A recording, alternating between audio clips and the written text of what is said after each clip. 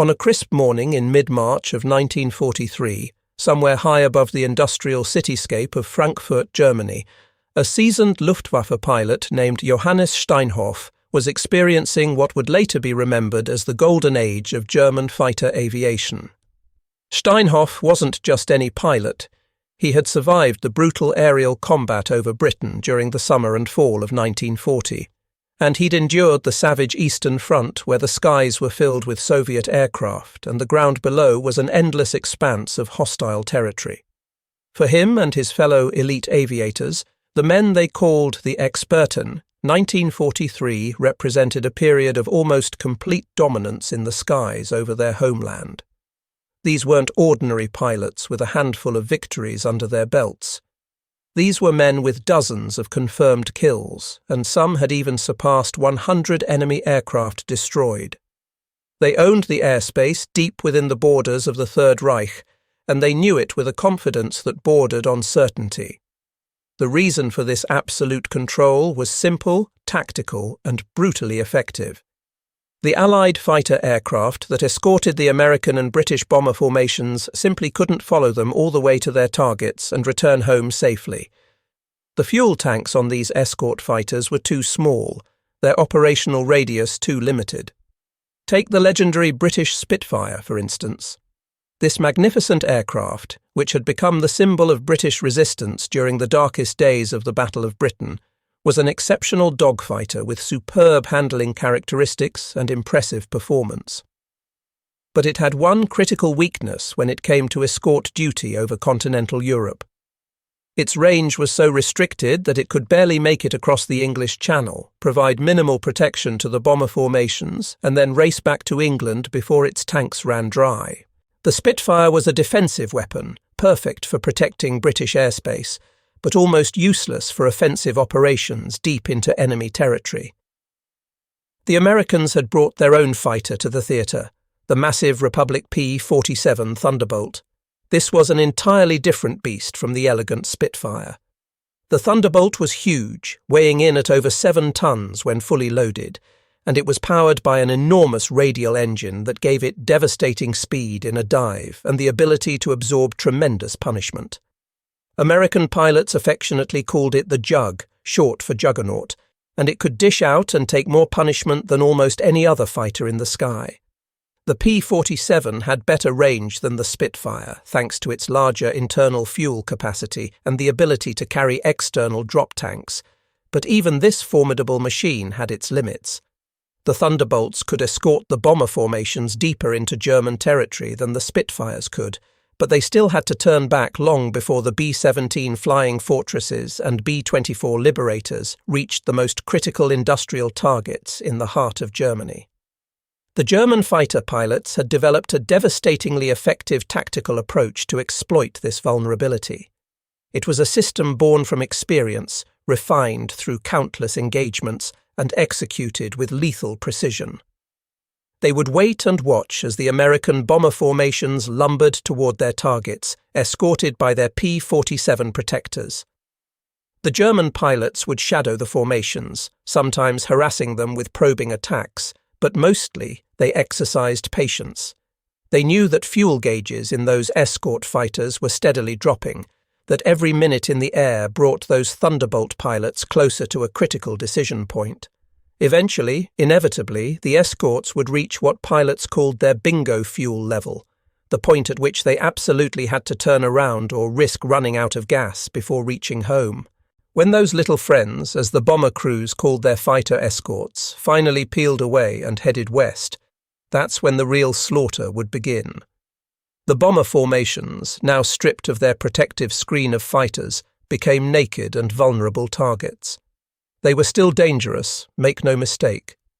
Each B-17 bristled with up to 13 50-caliber machine guns, manned by trained aerial gunners who could put up a withering curtain of defensive fire. When multiple bombers flew in tight formation, their combined firepower created what the Americans called a combat box, a formation designed to maximize their defensive capabilities and minimize blind spots. But the German pilots had figured out how to crack this defensive formation. They had learned through hard experience and lost comrades where the weaknesses were, and they exploited them ruthlessly. The skies over the Reich belonged to the Luftwaffe, and they defended their homeland with a ferocity born from the knowledge that every factory they protected, every target they kept the bombers from reaching, meant their families below had a better chance of survival. For men like Johannes Steinhoff and his fellow aces, the situation in 1943 was as close to ideal as war ever gets. They could operate from their own airfields, deep in friendly territory, with ground crews who knew their aircraft intimately and could turn them around quickly. If they damaged their aircraft in combat, they could often nurse it back to a friendly field. If they had to bail out, they'd land among friends who would get them back to their units. The home field advantage was enormous, and it showed in their effectiveness and their survival rates. Then came 1944, and everything changed. The fortress that had seemed so impregnable was suddenly shockingly vulnerable. The hunters who had prowled the edges of German airspace, forced to turn back by fuel limitations, were suddenly everywhere. They weren't just at the gates anymore, threatening from the periphery. They were deep inside, waiting in ambush from the moment a German pilot lifted his wheels off the runway. The sanctuary was gone. For veteran pilots like Adolf Galland, who held the position of General der Jagdflieger, or General of Fighters, responsible for all single-engine fighter operations for the Luftwaffe, the moment he first spotted a new type of American fighter over Berlin was more than just a tactical setback. It was a psychological breaking point, a moment when he understood with terrible clarity that the war in the air had fundamentally shifted. The sight of that sleek silver aircraft cruising over the German capital, hundreds of miles from its base in England, represented something that should have been impossible. But there it was, undeniable proof that the rules had changed. This transformation, this complete reversal of fortune in the aerial war over Europe, is the story of a single aircraft type that rewrote the strategic calculus of the entire conflict. It's the story of how one American fighter, through a combination of innovative design, fortuitous engineering choices, and sheer capability, managed to accomplish something that had seemed beyond reach. It didn't just provide better escort to the bombers or win more dogfights, though it certainly did both of those things. What it did was far more profound and far more devastating to the enemy. It systematically stripped away every advantage the Luftwaffe had carefully built up over years of combat. It erased the safe zones, eliminated the sanctuaries, and turned the hunters into the hunted. It broke not just aircraft and killed not just pilots, but shattered the institutional confidence and morale of an entire air force. During the Second World War, certain weapons systems achieved legendary status that has endured for generations. The German Tiger tank, with its thick armour and powerful 88mm gun, became synonymous with armoured warfare terror, even though it was mechanically unreliable and produced in relatively small numbers. The British Spitfire became the symbol of British defiance and remained one of the most recognisable aircraft silhouettes in history. The Soviet T-34 tank combined sloped armour, a powerful gun, and mechanical reliability in a package that could be mass-produced, making it arguably the best tank design of the war. But legends, especially in warfare, can be tricky things to analyse. They often grow from a single overwhelming advantage or a particular moment in time when conditions aligned perfectly for that weapon system to excel. For one particular American fighter aircraft, that overwhelming advantage wasn't found in its top speed, though it was indeed fast. It wasn't in its armament, though it packed 6 50-caliber machine guns with enough ammunition to stay in a fight.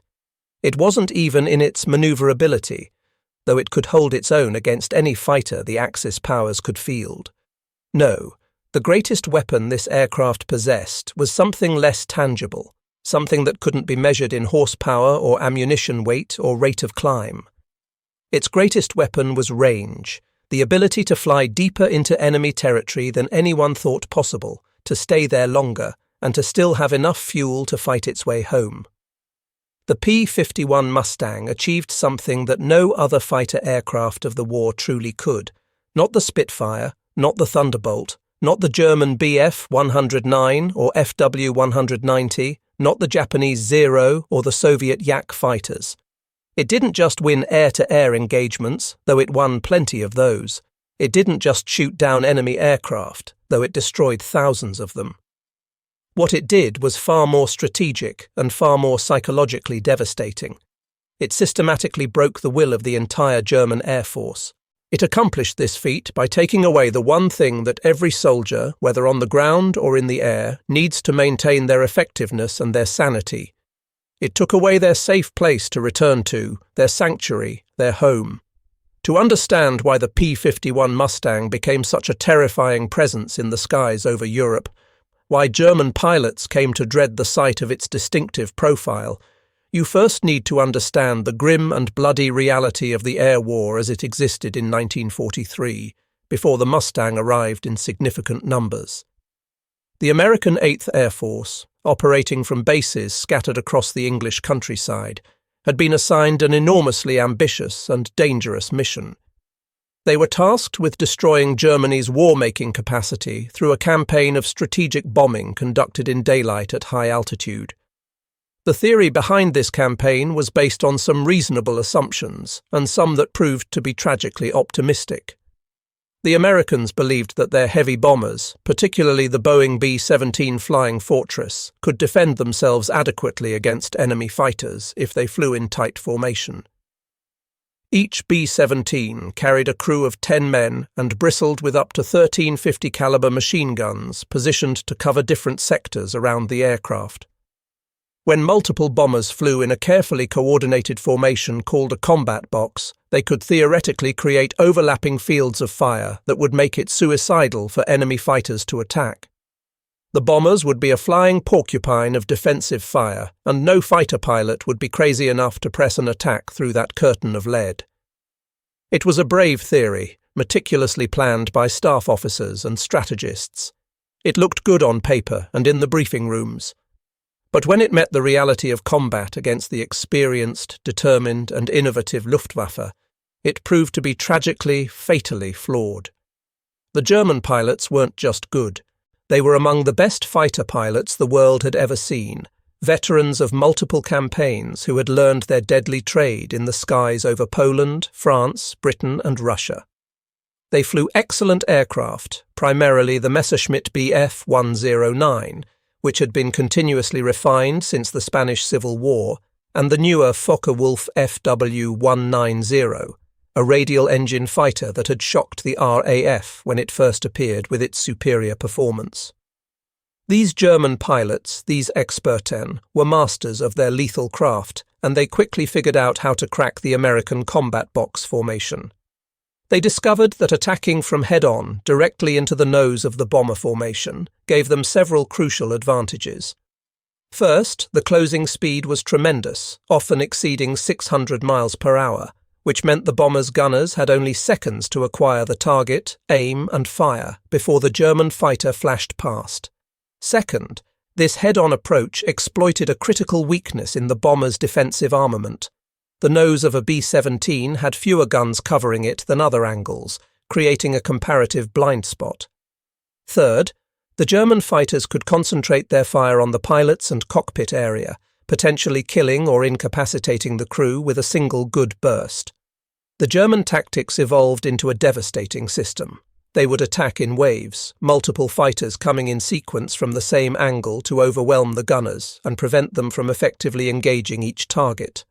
They learned to focus their attacks on single bombers, concentrating multiple fighters' fire on one aircraft until it fell out of formation.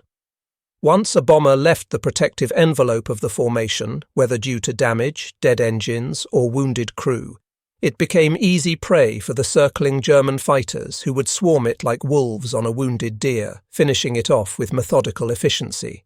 The results of these tactics were absolutely catastrophic for the American bomber crews. The 8th Air Force had established a policy that bomber crew members would complete a tour of duty after flying 25 combat missions over occupied Europe. After 25 missions, if you survived, you got to go home. It seemed reasonable on paper, a clear goal that gave men something to count toward, a light at the end of the tunnel. But the cold, hard mathematics of combat told a different story.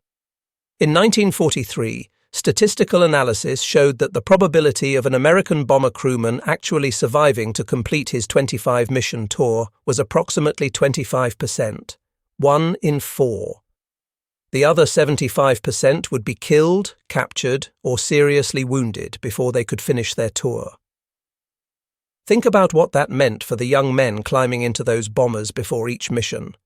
They weren't stupid. They could count. They could see the empty bunks in their barracks. They knew that statistically they were unlikely to survive. Every mission was a roll of the dice with death, and the house had better odds. The skies over the Third Reich had become a deadly proving ground where American resolve and industrial capacity were being tested against German skill and determination, and in 1943 the Americans were losing that test badly. This bloody period of the air war reached its peak during the summer and autumn of 1943. Mission after mission saw horrific loss rates.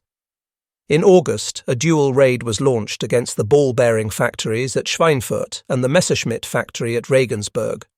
These were critical targets. Ball bearings were essential components in everything from aircraft to tanks to trucks, and Schweinfurt produced a huge percentage of Germany's supply. The Messerschmitt factory was churning out the fighters that were shooting down the bombers, so destroying it made perfect sense. 376 B-17s were dispatched on this mission. 60 of them were shot down. That's 600 men lost, killed or captured in a single afternoon's work. The crews who made it back were exhausted, traumatized, and many were wounded. The aircraft that survived were often so shot up they required extensive repairs before they could fly again. But as terrible as that August mission was, it wasn't the worst. That distinction belongs to a day that has gone down in history with a name that captures its horror. Black Thursday. October 14th, 1943. The target, once again, was the ball-bearing production facilities at Schweinfurt. The planners deemed it so vital that it was worth any price, any cost in men and machines. 291 B-17 flying fortresses were dispatched deep into Germany. 60 of them were shot down over enemy territory, their crews killed or captured. Another 17 bombers made it back to England so badly damaged that they were deemed beyond repair and were scrapped. In total, 77 heavy bombers were gone, representing an investment of millions of dollars and hundreds of thousands of man-hours of production. More importantly, more than 600 American airmen didn't come home that day. The loss rate was a staggering 26%. More than 1 in 4 aircraft that took off that morning never came back. The 8th Air Force was bleeding to death. The losses were completely, utterly unsustainable at any level of analysis. You couldn't replace the crews fast enough. You couldn't replace the aircraft fast enough. The training pipeline couldn't keep up. The industrial production couldn't keep up. And even if they could, the morale impact of sending men out to die at these rates would eventually break even the most determined force. The American commanders were forced to face a terrible, unpalatable truth that contradicted their entire strategic approach. The unescorted daylight bombing campaign, the centerpiece of American air strategy in Europe, was failing. The Luftwaffe was winning the air war. The tactical situation was straightforward and brutally simple. The German pilots had figured out that they could wait, conserve their fuel, and avoid serious combat until the P-47 Thunderbolts and the few Spitfires that could make it across the Channel reached their fuel limits and had to turn for home. The heart of Germany, where the most vital industrial targets were located, was protected by an invisible wall, a fortress created not by anti-aircraft guns or fighters stationed at the targets, but by the simple tyranny of fuel capacity and range in the Allied escort fighters. The Luftwaffe pilots knew exactly where that wall was, knew exactly when the escorts would have to leave, and they exploited that knowledge ruthlessly. The German pilots enjoyed every possible advantage. They were fighting over their own territory, which meant that if their aircraft was damaged, they could often make it to a friendly airfield. If they had to bail out, they'd land among friends who would get them medical care and back to their units. They could take off, engage in combat, land to refuel and rearm, and go back up for another sortie, all while operating from familiar bases with experienced ground crews. Their morale was high because they were defending their homeland, their cities, their families. They were damn good at their jobs, and they were operating under rules of engagement that heavily favoured the defence. But those rules, which had governed the air war for years, were about to be completely and permanently rewritten by an aircraft that was, in many ways, an unlikely hero of the conflict. An aircraft that would not merely challenge the Luftwaffe in air-to-air combat, but would haunt it, break it, and ultimately destroy it as an effective fighting force. The story of how the P-51 Mustang came to exist is almost as remarkable as what it went on to achieve. It wasn't born from a grand, carefully planned, multi-year development program overseen by military strategists.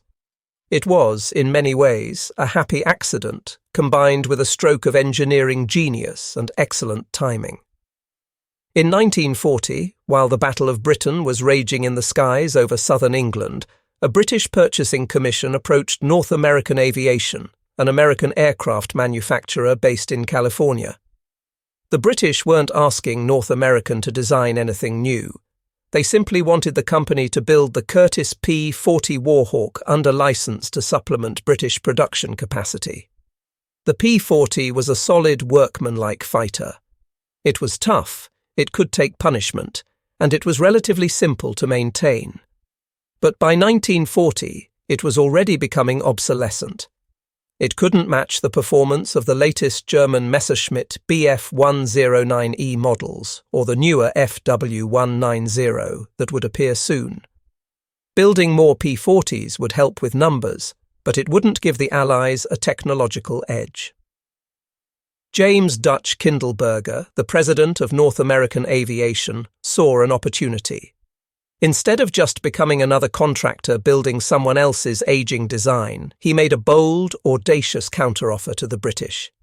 He promised that his company could design and build a completely new fighter aircraft that would be significantly better than the P-40, and they could do it in just 120 days from signing the contract. The British, desperate for aircraft of any kind and willing to gamble on American industrial capability, agreed to this proposal. What followed was an incredible feat of engineering and manufacturing. In just 102 days, barely over 3 months, North American Aviation rolled out the prototype designated NA-73X. This wasn't just a mock-up or a design study. This was a complete flyable aircraft built from a clean sheet of paper in less time than it takes to complete a typical college semester. These early Mustangs, designated Mustang Mark I by the British and eventually P-51 by the Americans, were powered by Allison V1710 engines, a 12-cylinder liquid-cooled power plant that was thoroughly American in design and manufacture. The aircraft showed tremendous promise in some areas, but had significant limitations in others. At low altitudes, below about 15,000 feet, the early Mustangs were fast and handled beautifully. They were a joy to fly, responsive and stable. The secret to their impressive performance was a revolutionary wing design called a laminar flow airfoil. Traditional wing designs of the era had airflow that quickly became turbulent as it passed over the wing surface. This turbulence created drag, and drag meant you needed more power to go faster, or you burned more fuel to maintain the same speed. The North American design team, led by Chief Engineer Edgar Schmude, designed a wing with a different profile, one that was carefully shaped to keep the air flowing smoothly over the surface for as long as possible before it transitioned to turbulent flow.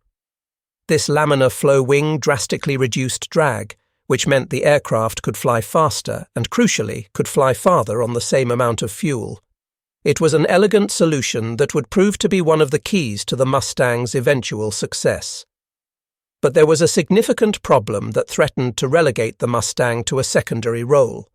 The Allison engine, for all its merits, had one critical flaw. It performed well at low altitudes, but choked and lost power in the thin air at high altitudes, precisely where the heavy bomber formations operated, typically between 20,000 and 30,000 feet. The issue was the engine's supercharger, essentially a compressor that forced more air into the engine to compensate for the decreasing air density at altitude. The Allison's single-stage supercharger was adequate for low-altitude work, but it couldn't maintain power up high where the air was thin. Without good high-altitude performance, the Mustang couldn't effectively escort the high-altitude bombers, which meant it might end up relegated to ground attack and reconnaissance roles. The aircraft could have ended its career as just another decent but not exceptional fighter, a footnote in aviation history. But fortune intervened in the form of an RAF test pilot named Ronald Harker. In April 1942, Harker flew one of the early Allison-powered Mustangs and was immediately impressed by the airframe's handling characteristics and its speed down low. But he also recognized the altitude problem. Harker had a brilliant insight. He suggested mating this exceptional American airframe with the engine that had proven it could master high-altitude operations, the legendary British Rolls-Royce Merlin. The Merlin engine had powered the Spitfire to victory in the Battle of Britain and had been continuously refined and improved since its introduction. The latest versions featured a revolutionary two-stage, two-speed supercharger that worked like an automatic transmission for altitude. At sea level and low altitudes, only the first stage of supercharging engaged. As the aircraft climbed and the air thinned, the second stage would automatically engage, compressing the thin air even more and forcing it into the engine, allowing it to maintain close to its sea-level power output, even up in the stratosphere. It was a remarkable piece of engineering that solved the exact problem the Mustang had. In an amazing example of transatlantic cooperation, Rolls-Royce fitted a Mustang airframe with their latest Merlin 60 series engine. The results were nothing short of breathtaking. The marriage of the sleek, low-drag American airframe with the powerful, high-altitude British engine created what many aviation historians consider to be the finest piston-engine fighter aircraft of the entire war. The performance improvement was dramatic and immediately obvious. The new Merlin-powered variant could match or exceed the performance of any Axis fighter at any altitude. It was fast, climbing to high altitude quickly. It was maneuverable, and it could fight effectively from sea level up to 40,000 feet. Packard Motor Company in the United States was already producing the Merlin engine under license from Rolls-Royce, which meant that American production wouldn't depend on engines shipped across the Atlantic. Soon, production lines were churning out Merlin-powered Mustangs in large numbers.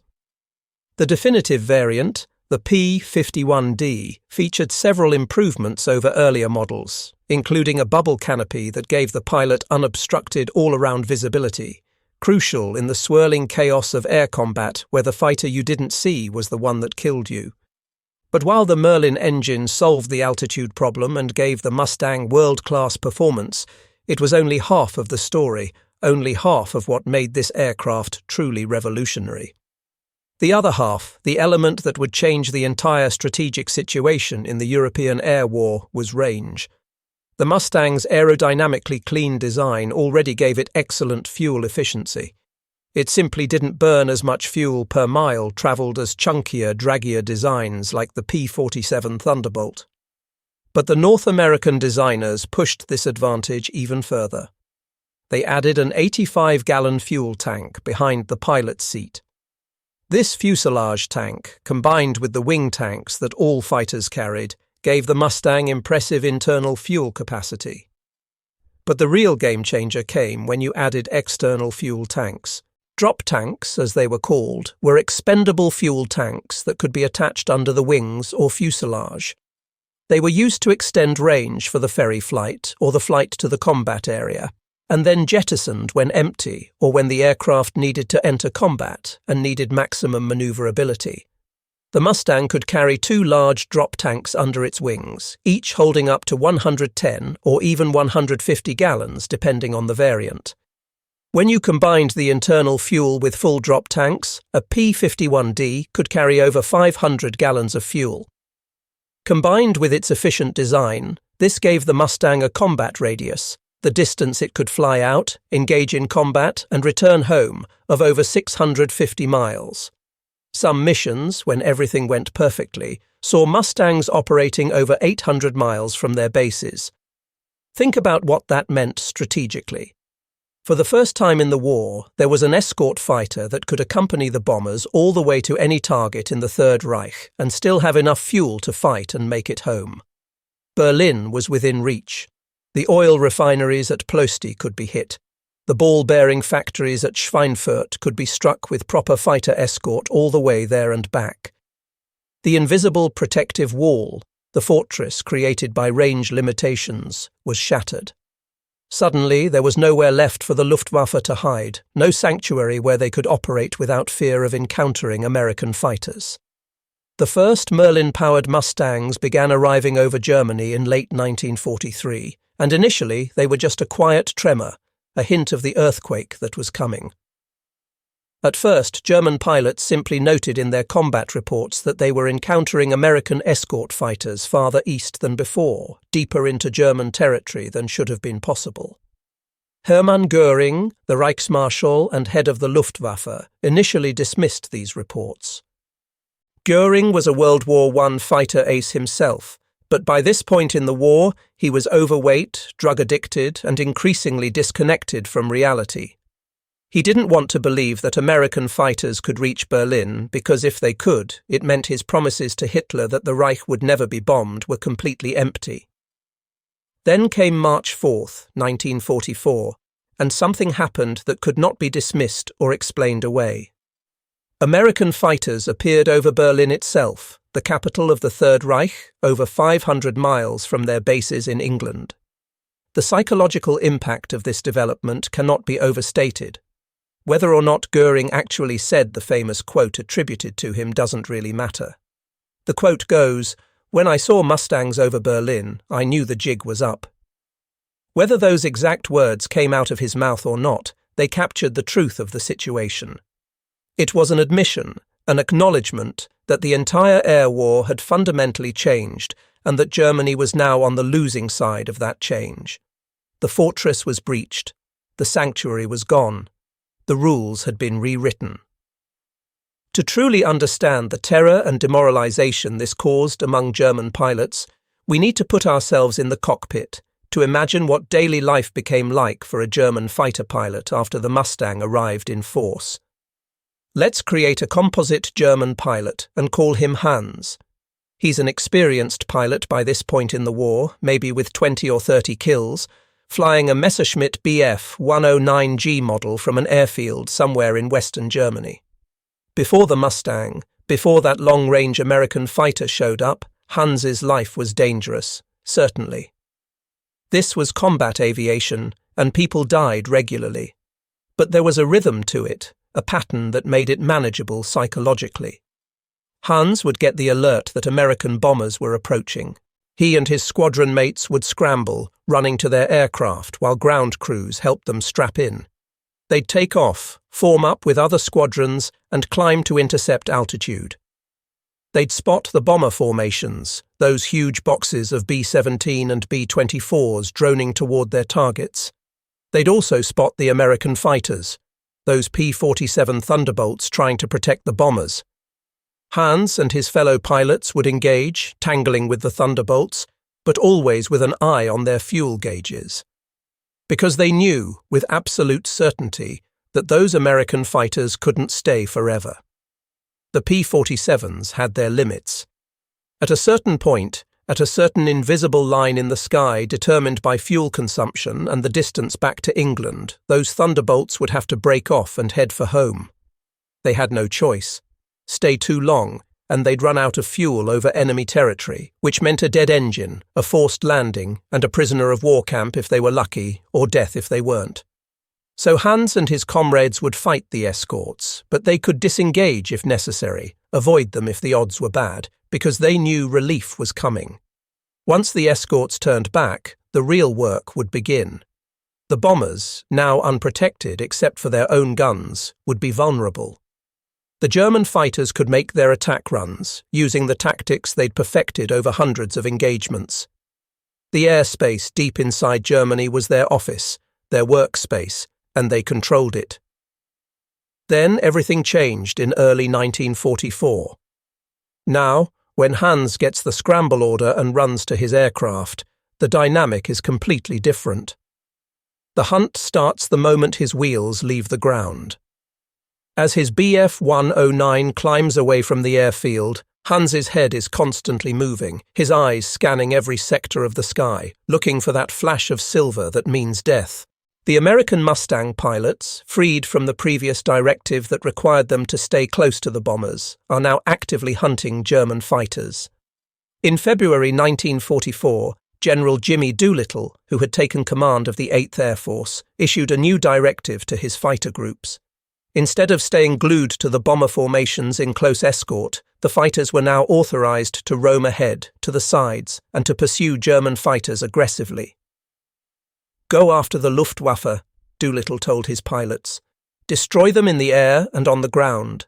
For Hans, this means there's no safe space to form up with his squadron anymore. There's no leisurely climb to altitude where he can check his instruments, test his guns, and mentally prepare for combat." From the moment of takeoff to the moment of landing, Hans is the hunted one. The Mustangs are like ghosts appearing out of nowhere. They dive out of the sun, the classic attack angle where they're invisible until the last second. Before Hans even knows they're there, he hears the terrifying sound of 650 caliber machine guns opening fire, sees the tracers streaking past his canopy, feels the impacts if he's unlucky as heavy bullets tear through aluminum skin and vital components. The nature of the air battle has fundamentally changed. It's no longer a somewhat structured engagement fought over the bomber formations at predictable times and places. Now, it's a desperate, chaotic brawl that can happen anywhere, at any altitude, at any time. Hans might get jumped while climbing to altitude. He might get ambushed while trying to position his squadron for an attack on the bombers. He might be engaged while trying to disengage from a previous fight to go rearm and refuel. There are no timeouts, no safe zones, no moments when he can relax his vigilance. And even if Hans survives the mission, even if he fights off the Mustangs or evades them, even if he makes his attack on the bombers and manages to damage or destroy one, even if he makes it back toward his home airfield with his aircraft still flyable and his fuel gauge showing enough to land, the danger is far from over. In fact, he's approaching one of the most vulnerable moments of the entire mission.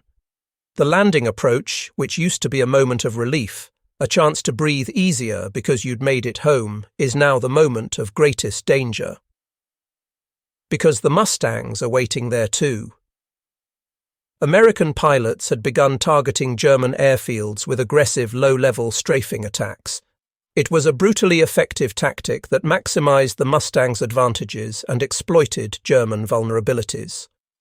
The American pilots would cruise at medium altitude until they spotted a German airfield, then push the nose down and dive to treetop level, building up tremendous speed, sometimes over 400 miles per hour. They'd come screaming across the airfield at virtually zero altitude, too low for the anti-aircraft guns to track them effectively, and they'd open fire on anything that moved or looked valuable. Parked aircraft, carefully lined up or dispersed around the field, would explode or catch fire as 50 caliber bullets tore through them. Fuel trucks would erupt in massive fireballs. Ammunition dumps would detonate in chain reactions. Buildings would be riddled with bullets. Anyone caught in the open, whether ground crew or pilot, would be cut down. And worst of all, aircraft in the landing pattern or just touching down, at their slowest and most vulnerable, would be easy targets. For Hans, trying to land his battle-damaged Bf 109 with maybe one gun still working and fuel for perhaps 5 more minutes of flight, there is no greater terror. He's slow, maybe 150 miles per hour or less. He's completely committed to the landing approach. He can't suddenly firewall the throttle and climb away because his aircraft is already damaged and he doesn't have the fuel for another circuit. He's a sitting duck and he knows it.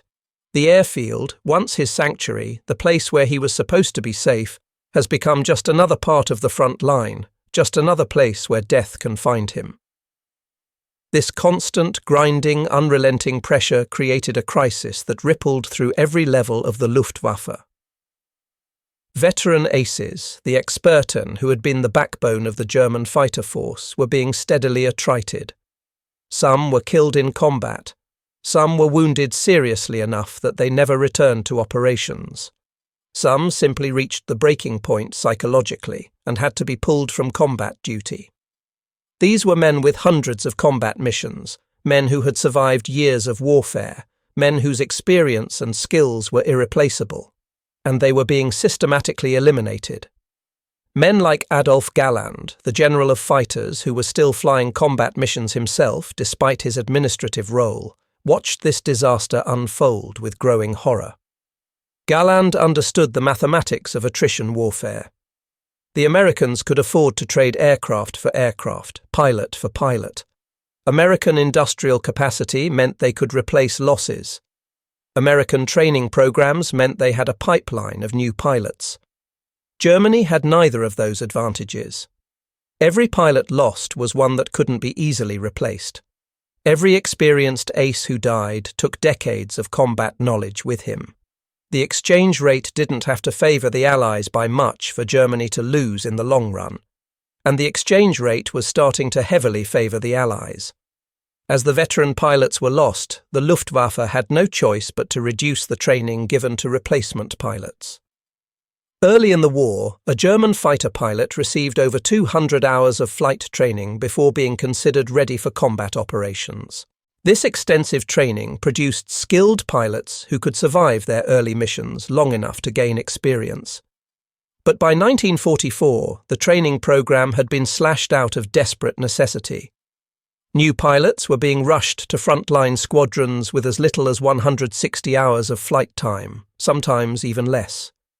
This was barely enough time to learn how to fly the aircraft competently, let alone to master the complex skills of air combat, gunnery, formation flying, navigation, and all the other things a fighter pilot needed to survive. Meanwhile, their American opponents were receiving vastly more training. An American fighter pilot typically had over 400 hours of flight time before seeing combat, more than twice what the Germans were getting. American pilots practiced gunnery extensively. They flew hundreds of hours of formation flying.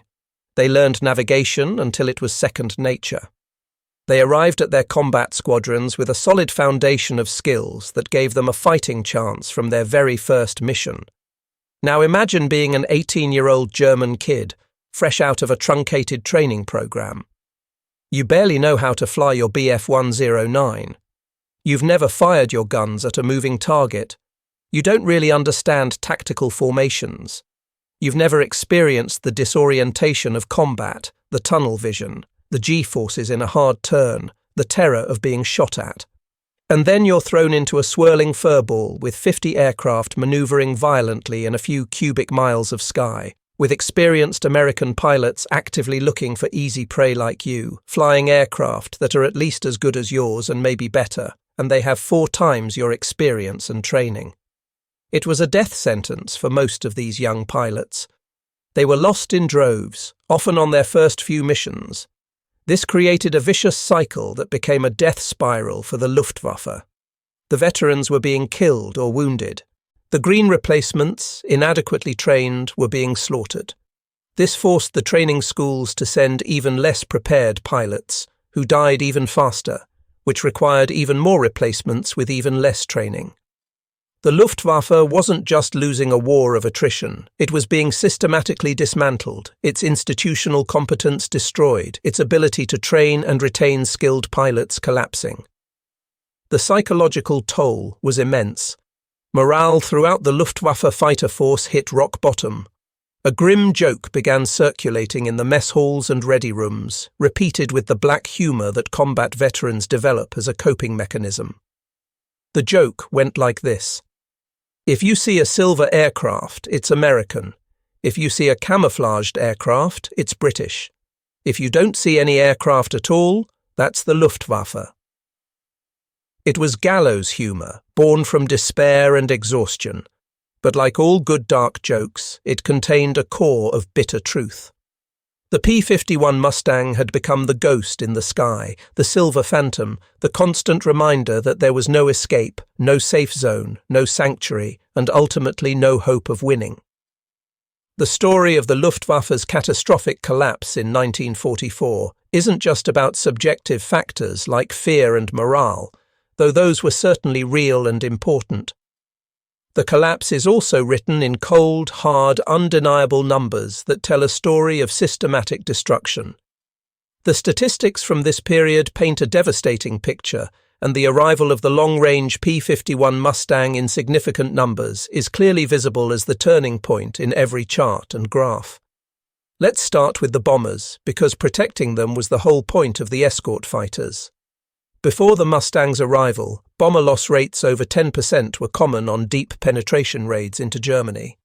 10% meant that 1 out of every 10 bombers that took off wouldn't come back. On particularly bad days like Black Thursday, the rate hit 26%.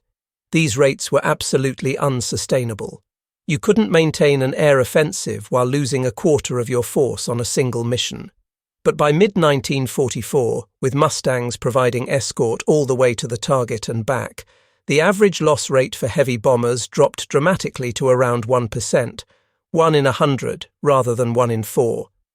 The P-51, along with improved tactics, better intelligence and other factors, had made the strategic bombing campaign sustainable and effective. Now let's look at the cost to the Luftwaffe, and this is where the numbers become truly staggering. General Doolittle's strategy of taking the fight to the German fighters, of actively hunting them rather than just passively defending the bombers, turned the air war into a brutal campaign of annihilation. In the first 5 months of 1944, the German fighter force on the Western Front simply ceased to exist as an effective fighting force. The monthly loss numbers tell the story. In January 1944, they lost 443 fighters destroyed or damaged beyond repair. In February, 524. In March, 583. In April, 687. And in May, a truly staggering 758 aircraft gone. That's 2,495 fighters put out of action in just 5 months. By May, the Luftwaffe was losing more than half of its entire frontline single-engine fighter strength every single month. Think about that. Every month, over half the force was being replaced with new aircraft and new pilots, most of them inexperienced. But the machines could be replaced. German industry, despite the bombing, despite the shortages, was actually increasing fighter production through heroic efforts and ruthless prioritization.